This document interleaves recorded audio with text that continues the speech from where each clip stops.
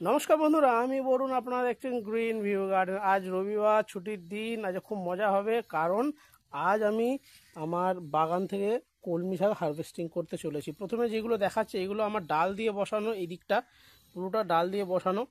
চলুন এবারে দানা দিয়ে বেশ কিছু জায়গায় কলমি শাক করেছি, সেটা এবার দেখাই।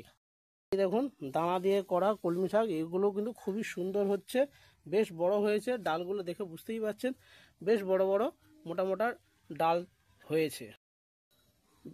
ছোট্ট একটা ফলের যে পেটি হয় তার মধ্যে দিয়েছিলাম, এখানে এক জায়গায় একসঙ্গে 4-5টা গাছ বেরিয়েছিল, সেইটাই আর বের হয়নি। অন্যান্য জায়গাগুলো আর হয়নি, দরকার নেই বেশি হওয়ার, অল্প পরিমাণে যথেষ্ট। যা হয়েছে তাতেই কিন্তু যথেষ্ট হবে। তো চলুন এবারে হারভেস্টিং করা শুরু করি।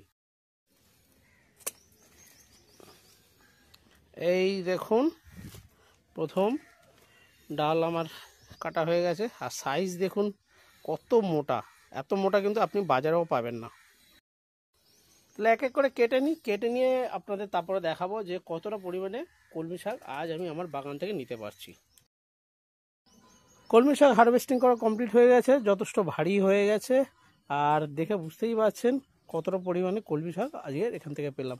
যতটা ভেবেছিলাম তার থেকে কিন্তু দ্বিগুণ পরিমাণে হয়েছে। তো চলুন এবারে এটাকে কেটে রান্না করা যাক। তো ততক্ষণ আপনারা চ্যানেলটাকে সাবস্ক্রাইব করুন, শেয়ার করুন, আর কলমি শাকের ভিডিও আপনার কেমন লাগলো অবশ্যই কমেন্ট করে জানাবেন।